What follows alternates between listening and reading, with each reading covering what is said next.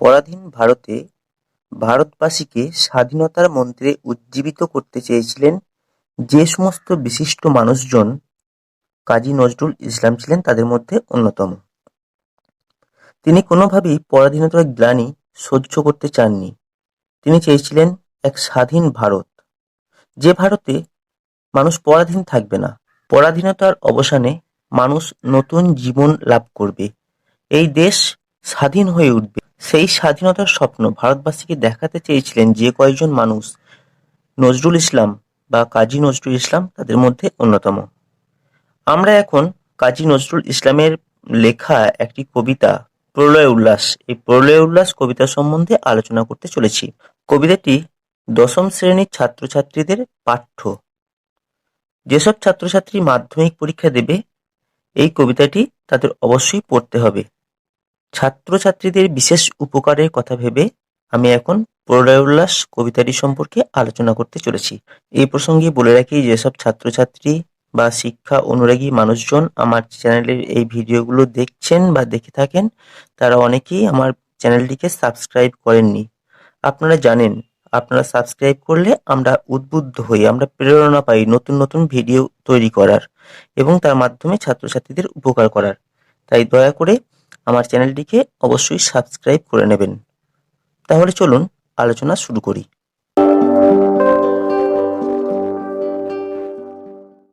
আজকের কবিতার নাম প্রলয় উল্লাস। কবিতাটি রচনা করেছেন কাজী নজরুল ইসলাম। প্রলয় উল্লাস শব্দটিকে ভাঙলে পাবো প্রলয় যুক্ত উল্লাস, অর্থাৎ প্রলয়কালীন উল্লাস। প্রলয় হলো ধ্বংস, ধ্বংসকালীন যে উল্লাস বা যে আনন্দ পাওয়া যায় তাই হলো প্রলয় উল্লাস। স্বভাবতই তোমরা বুঝতে পারছো যে প্রলয় এবং উল্লাস শব্দ দুটির অর্থ পরস্পর বিরোধী, অর্থাৎ দ্ব্যর্থব্যঞ্জক শব্দ বা শব্দ জোড়। কবিতাটি আলোচনা সূত্রে আমরা দেখে নেব যে প্রলয় এবং উল্লাস শব্দ দুটি দ্ব্যর্থবোধক হলেও এই দুটির মধ্যে কত মিল রয়েছে এবং নামকরণটি কিভাবে সার্থক করেছেন কবি কাজী নজরুল ইসলাম, সেটা আমরা এই ভিডিওতে দেখে নেব। আলোচনা শুরুর প্রথমেই বলে রাখি যে এটি নজরুলের অগ্নিবীণা কাব্যগ্রন্থের একটি কবিতা, সুবিখ্যাত কবিতা। কাব্যের নাম কি বললাম বা উৎস গ্রন্থের নাম কি বললাম? অগ্নিবীণা কাব্যগ্রন্থ। এটি মনে রাখবে, পরীক্ষায় আসতে পারে। কবিতাটি শুরু হয়েছে জয়ধ্বনি করার মধ্য দিয়ে। কবি সকল ভারতবাসীকে উদ্বুদ্ধ করতে চেয়েছেন দেশভক্তিতে। তিনি সকল ভারতবাসীকে বলেছেন জয়ধ্বনি করতে। এখন প্রশ্ন, কার নামে জয়ধ্বনি করবে, কার জন্য জয়ধ্বনি করবে? কবি এখানে এক আদর্শ নায়কের কল্পনা করেছেন, যিনি ভারতকে স্বাধীনতা দিতে চলেছেন। ভারতের পরাধীনতার অবসান কল্পে একজন নায়ক, যিনি ভারতের স্বাধীনতা নিয়ে আসবেন, তেমন নায়কের কল্পনা করেছেন। আবার এ প্রসঙ্গে বলতে পারি, কোনো একজন নায়ক নয়, যেসব বীর বিপ্লবী সন্তানরা নিজের জীবনের পরোয়া না করে ভারতের স্বাধীনতা সংগ্রামে জীবনকে উৎসর্গ করেছিলেন, তাদের নামে জয়ধ্বনি দিতে হবে। জয়ধ্বনি কথাটির অর্থ হলো জয় সূচক ধ্বনি। জয়ধ্বনি করার মধ্য দিয়ে প্রত্যক্ষভাবে বিপ্লবকে সমর্থন জানাতে চেয়েছেন কবি। বিপ্লব ছাড়া ভারতের স্বাধীনতা লাভ কখনোই সম্ভব নয়। তাই বিপ্লবকে আঁকড়ে ধরে, বিপ্লবকে সঙ্গী করে বিপ্লবে অংশগ্রহণ করতে হবে আমাদের। তবেই দেশবাসী বা ভারতবাসী একদিন স্বাধীনতা লাভ করবে। সেই বিপ্লবকে সঙ্গী করে এবং অঙ্গীকার করে যেসব যুবক ঘর ছেড়েছিল, যারা জীবনের পরোয়া না করে, মৃত্যুর পরোয়া না করে, যারা অস্ত্র হাতে ছুটে গিয়েছিল অসুররূপী ইংরেজ নিধন করতে, সেই সব তরুণদের জয়ধ্বনি করতে বলেছেন এখানে। এই জয়ধ্বনি কথাটি কবিতায় বারবার ব্যবহার করেছেন এবং দেশবাসীকে বা ভারতবাসীকে তিনি প্রত্যক্ষ বিপ্লবের সঙ্গে বা প্রত্যক্ষ স্বাধীনতা সংগ্রামের সঙ্গে তিনি সম্পৃক্ত করতে চেয়েছেন।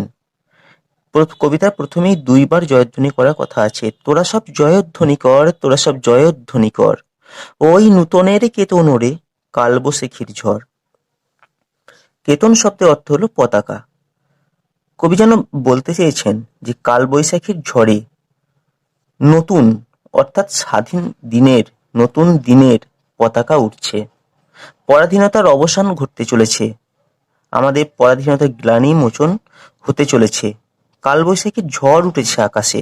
এই ঝড়ে যা কিছু জীর্ণ, যা কিছু পুরাতন, যা কিছু খারাপ, সব উড়ে যাবে, সব শেষ হয়ে যাবে। এবং সেই কালবৈশাখীর ঝড়ে নতুন দিনের কেতন উঠছে, নতুন দিনের পতাকা উঠছে। তাই আমাদের জয়ধ্বনি করতে হবে। হে দেশবাসী, তোমরা সবাই জয়ধ্বনি করো, সেই নতুনের জয়ধ্বনি করো, সেই বিপ্লবের জয়ধ্বনি করো, বিপ্লবীদের নামে জয়ধ্বনি করো, যাতে তারা আরো এগিয়ে যেতে পারে, তারা যাতে সত্যিই বিপ্লবকে সঙ্গী করে স্বাধীন দিন আনতে পারে, স্বাধীন ভারতের স্বপ্ন যেন সত্যি হয়ে ওঠে। তাই তোমরা জয়ধ্বনি করো। আসছে এবার অনাগত, প্রলয়ে নেশার নৃত্য পাগল। অনাগত শব্দের অর্থ যে আগে কখনো আসেনি। আগত, আগত মানে আসা। কবি কল্পনা করেছেন যে মহাকাল, যিনি ধ্বংসের প্রতীক, ধ্বংসের দেবতা, তিনি প্রলয় ঘটাতে আসছেন। তিনি প্রলয় ঘটিয়ে ভারতবাসীকে পরাধীনতার নাগপাশ থেকে মুক্ত করবেন। তিনি আগে আসেননি, তাই আমরা পরাধীন হয়ে আছি, কিন্তু এখন তিনি আসছেন এবং তিনি প্রলয় ঘটাবেন, সারা ভারত জুড়ে প্রলয় ঘটাবেন। বিপ্লব সফল হবে তার তার পাগল নৃত্যের মধ্য দিয়ে। সিন্ধু পাড়ের সিংহদ্বারে ধমক হেনে ভাঙলো আগল। তার প্রলয়কালীন যে নৃত্য এবং সে নৃত্যের সময় যে ধমক তিনি দিয়েছেন, তাতেই সিংহদ্বার ভেঙে পড়েছে। সিন্ধু পাড় হলো ইংল্যান্ড, যারা আমাদের দেশকে পরাধীন করে রেখেছে। সেই ইংল্যান্ডের সিংহদ্বার ভেঙে পড়েছে সেই মহাকালের ধমকে। এখনো মহাকাল আসেননি, মহাকাল আসছেন, কিন্তু তার ধমকের চোটে, তার কথায়, তার জ্বালাময়ী ভাষণে বা বিপ্লবের উজ্জীবনী মন্ত্রে সিন্ধু পাড় অর্থাৎ ইংল্যান্ডের শাসন ব্যবস্থা যেন টলমল করে উঠেছে, সিংহদ্বার যেন টলমল করে উঠেছে। মৃত্যু গহন অন্ধকূপে, মহাকালের চন্দ্ররূপে ধূম্রধূপে, বজ্রশিখার মশাল জেলে আসছে ভয়ঙ্কর। মৃত্যু গহন, মৃত্যুর মতো গহন। মৃত্যু যেরকম গভীর অন্ধকার, মৃত্যুর ওপারে কি আছে আমরা জানি না, মৃত্যুকে ভেদ করা যায় না, মৃত্যু থেকে এড়িয়ে থাকাও যায় না। এবং সেই মৃত্যুকে কবি বলেছেন অন্ধকূপ, সেখানে আমাদের দৃষ্টি চলে না, আমরা জানি না সেই মৃত্যু গহন অন্ধকূপে কি আছে। এতই অন্ধকার, জমাট অন্ধকার। তেমনি আমাদের পরাধীনতাও তেমনই অন্ধকার। পরাধীনতাও এক ধরনের মৃত্যু। এই পরাধীন ভারতবর্ষে মহাকালের চন্দ্ররূপ ধরে, মহাকাল হলেন রুদ্ররূপী শিব, তিনি চন্দ্ররূপ অর্থাৎ যুদ্ধের বেশে তিনি আসছেন। ধূম্রধূপে, বজ্রশিখার মশাল জেলে আসছে ভয়ঙ্কর। তিনি কি নিয়ে আসছেন? বজ্রশিখা নিয়ে আসছেন। এই মৃত্যুগহন অন্ধকূপে তিনি আলো জ্বালবেন। কিন্তু মৃত্যু এখানে এতই জমাট, এতই ঘন সংবদ্ধ, পরাধীনতার গ্লানি আমাদের মনের মধ্যে, আমাদের জীবনযাত্রায়, আমাদের সমাজে এবং দেশে এতই চেপে বসেছে যে সাধারণ কোনো আলোয় আলোকিত করা যাবে না, পুড়িয়ে দিতে হবে। পরাধীনতার গ্লানিকে পুড়িয়ে দিতে হবে। পরাধীনতার নাগপাশ থেকে বন্ধনের জন্য আমাদের প্রয়োজন প্রচন্ড শক্তি এবং প্রচন্ড শক্তিধর নেতৃত্বকে। মহাকাল সেই নেতৃত্ব দিতে আসছেন, তিনি চন্দ্ররূপ ধরে আসছেন, তিনি বজ্রশিখার মশাল নিয়ে আসছেন, তিনি ভয়ঙ্কর, তিনি অবশ্যই ভারতের স্বাধীনতা নিয়ে আসবেন। এই স্বপ্ন এঁকেছেন কবি এই প্রলয় উল্লাস কবিতায়। এরপরে আছে, ওরে ওই হাসছে ভয়ঙ্কর। ভয়ঙ্কর কে? ভয়ঙ্কর হলেন মহাকাল। তিনি হাসছেন কেন? তিনি ভারতবর্ষকে মুক্ত করতে আসছেন, ভারতবর্ষের পরাধীনতার গ্লানিকে দূর করতে আসছেন। তার মুখে হাসি, তার সেই হাসি ভারতের স্বাধীনতাকে সূচিত করবে। তাই তোরা সব জয়ধ্বনি কর, তোরা সব জয়ধ্বনি কর। ঝামর তাহার কেশের দোলায় ঝাপটা মেরে গগন দোলায়। ঝামর হচ্ছে একটা রং, ঝামা রং। মহাদেবের কেশের রং কেমন? ঝামর বর্ণ। আর সেই কেশের দোলায়, মহাদেবের বড় বড় কেশ ছিল বা বড় জটা ছিল, সেই জটার দোলাতে তাতে ঝাপটা লেগে আকাশ পর্যন্ত কেঁপে উঠছে। এতই শক্তিমান, এতই ভয়ানক সেই মহাকাল। আর সর্বনাশী জ্বালামুখী ধূমকেতু তার চামর ঢুলায়, আর তাকে বরণ করার জন্য চামর ঢুলাচ্ছে বা চামর দোলাচ্ছে কে? সর্বনাশী জ্বালামুখী ধূমকেতু। জ্বালামুখী মানে জ্বালা উদগীরণ করে যে মুখ, জ্বালা বা আগুন উদগীরণ করে যে মুখ, সেই জ্বালামুখী সর্বনাশী ধূমকেতু মহাকালকে স্বাগত জানাচ্ছে। বিশ্বপাতার বক্ষ কোলে রক্ত তাহার কৃপাণ ঝোলে দোদুল দোলে। মহাদেব বা মহাকাল হলেন বিশ্বপিতা। কবি সেভাবেই তাকে দেখাতে চেয়েছেন। তার বাহুতে এই পৃথিবী রক্ষিত আছে, তিনি পৃথিবীকে লালন করেন, পালন করেন। তার বক্ষে, তার কোলে বিশ্বপিতা এই পৃথিবীকে ধরে রেখেছেন। তিনি আমাদের ধারক, তিনি আমাদের ত্রাতা। আর তার অস্ত্র থেকে রক্ত ঝরে পড়ছে, তার অস্ত্র দুলছে, দোদুল দোলে। কেন অস্ত্র দুলছে? তিনি ছুটে আসছেন, তিনি প্রলয় করতে করতে আসছেন। প্রলয়কালীন তিনি শান্ত থাকতে পারেন না। তার সে অশান্ত শরীর থেকে যে অস্ত্র রয়েছে সেই শরীরে, বা যে অস্ত্র তিনি ধারণ করে আছেন, তা অনেক অসুরের রক্তে সিঞ্চিত হয়েছে। তিনি অসুর নিধন করছেন। অবশ্যই আমরা মনে রাখবো, আমরা কোনো ধর্মগ্রন্থ আলোচনা করছি না, আমরা কাজী নজরুল ইসলামের একটি কবিতা পাঠ করছি, যে কবিতায় মহাকালের কথা এসেছে বটে, কিন্তু এর সঙ্গে ধর্মের কোনো যোগ নেই। শুধু ধর্মের কাহিনীটিকেই তিনি নিয়েছেন বিপ্লবের যে জয়গান করার জন্য। বিপ্লব পৃথিবীতে একমাত্র সত্য। বিপ্লবের মধ্য দিয়ে জাতি এবং দেশের উন্নতি ঘটে, জাতি এবং দেশের দাসত্ব মোচন হয়। আর সেই দাসত্ব মোচনের প্রতীক হিসাবে তিনি মহাকালকে নিয়ে এসছেন। অট্টরোলের হট্টগোলে স্তব্ধ চরাচর। যে অট্টরোল শুরু হয়েছে মহাকালের আগমনে, যে অট্টরোল শুরু হয়েছে, মহাকাল যে অট্টরোল করতে করতে আসছেন, প্রলয়ের নেশায় তিনি নিত্য পাগল হয়ে অস্ত্র ধারণ করে অসুররূপী ইংরেজদের কাটতে কাটতে, অর্থাৎ বিপ্লব ঘটাতে আসছেন তিনি, তাতে সেই হট্টগোলে, সেই অট্টরোলের হট্টগোলে চরাচর, অর্থাৎ পৃথিবী স্তব্ধ হয়ে আছে, ভয়ে স্তব্ধ হয়ে আছে।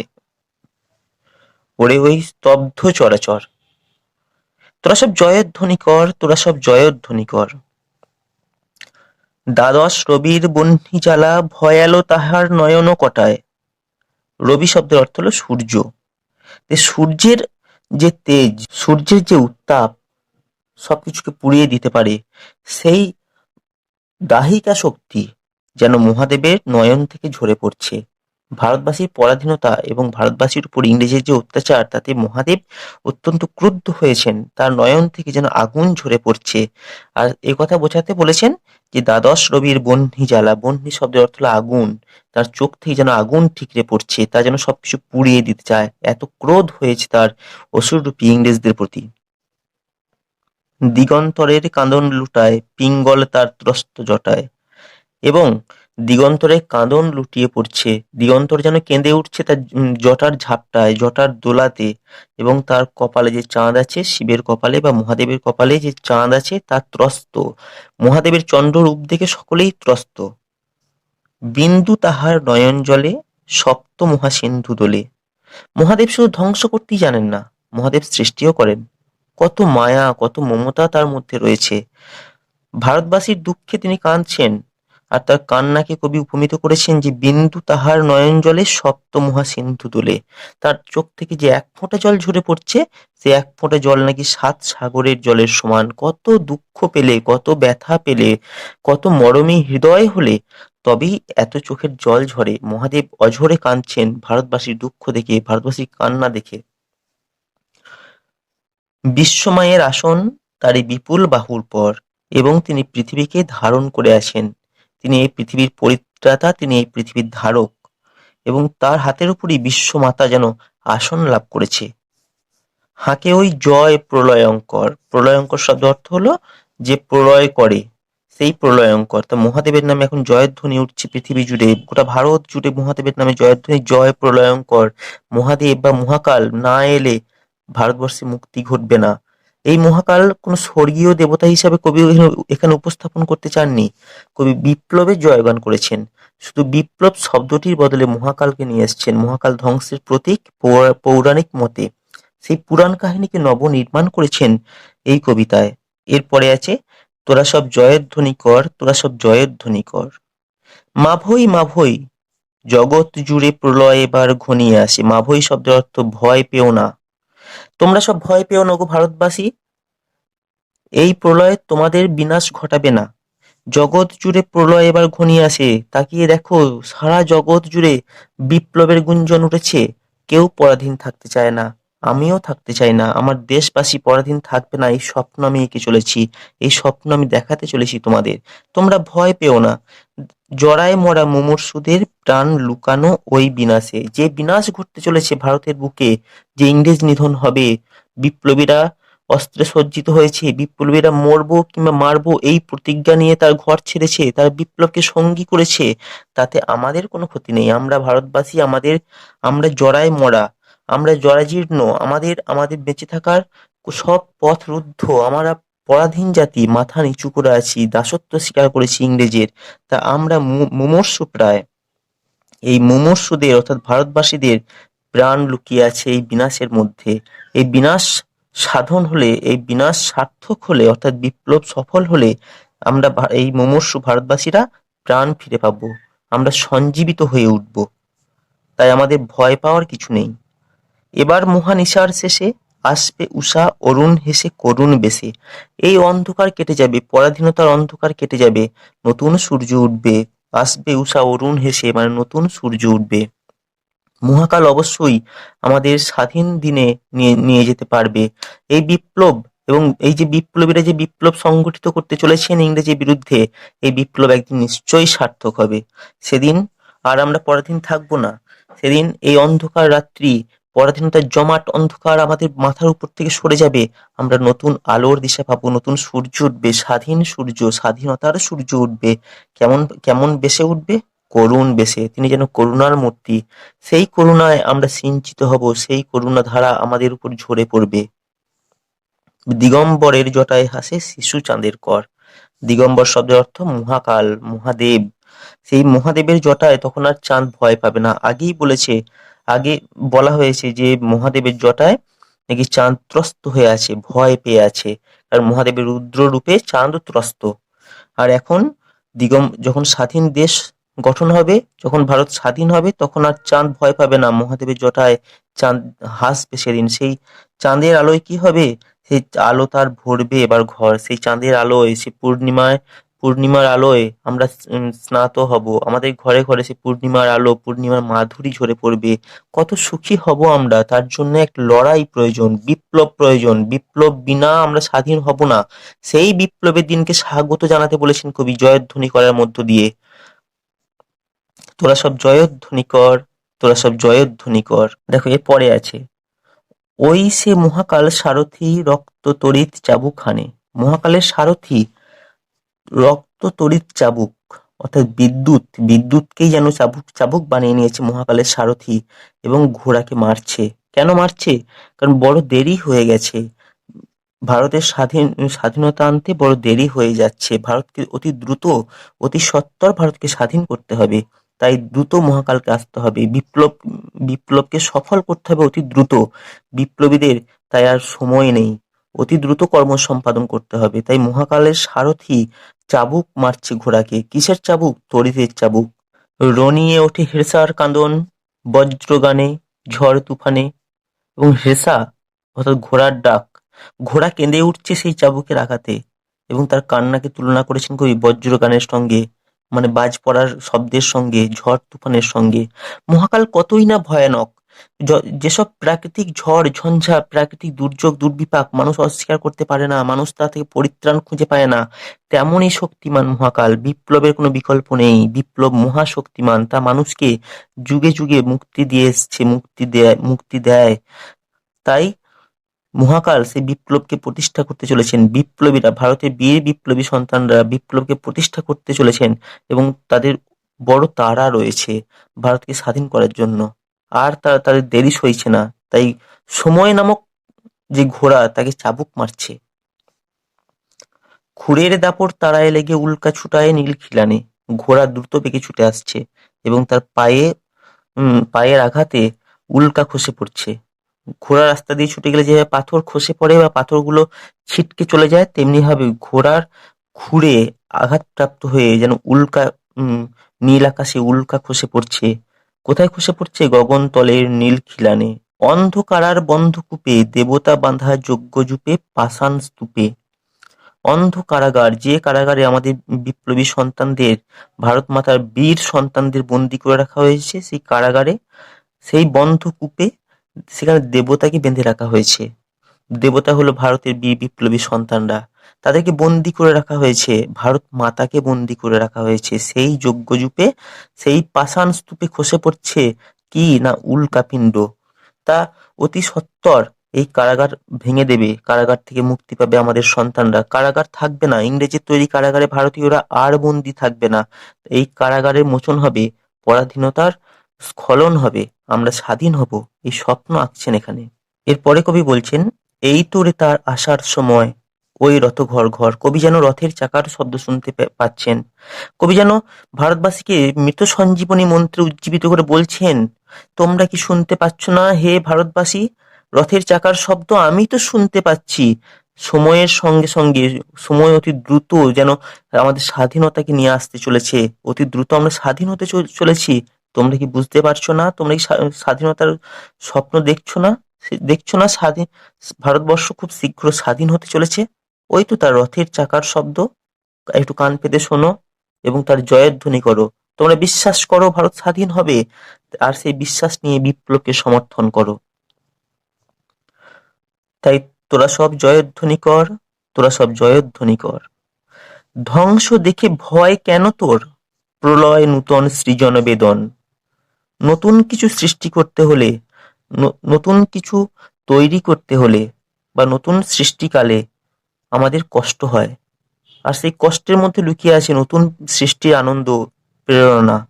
তাই ধ্বংস দেখে আমাদের ভয় পেলে চলবে না। নতুন দিনকে আনতে হলে আজকে আমাদের আত্মত্যাগ করতেই হবে।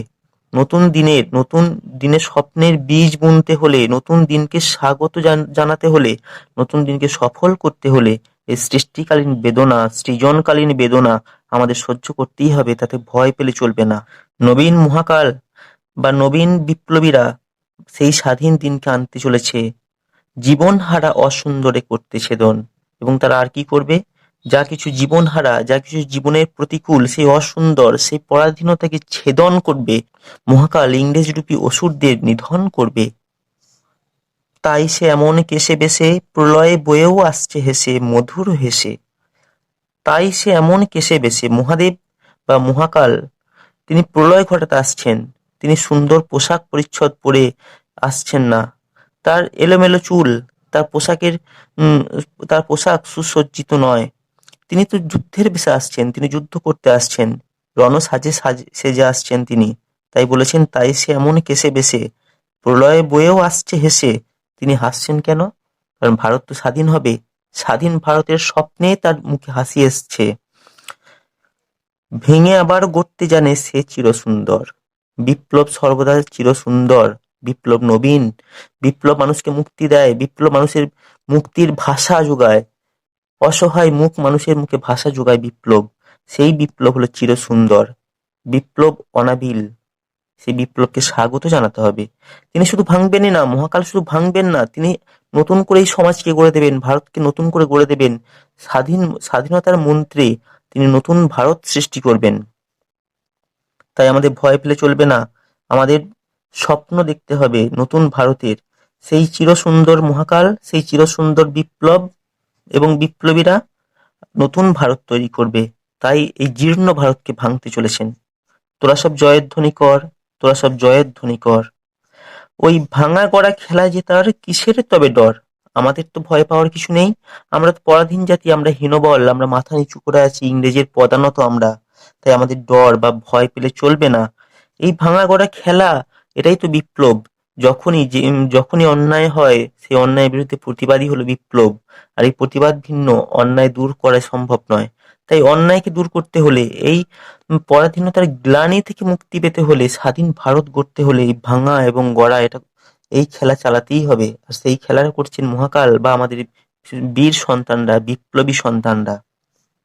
তোরা সব জয়ের ধ্বনি কর, বধুরা প্রদীপ তুলে ধর।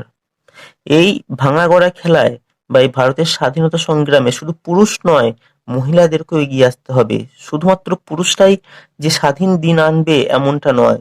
নারী পুরুষ নির্বিশেষে সকল ভারতবাসীকে অকুণ্ঠ চিত্তে এই বিপ্লবকে সমর্থন জানাতে হবে।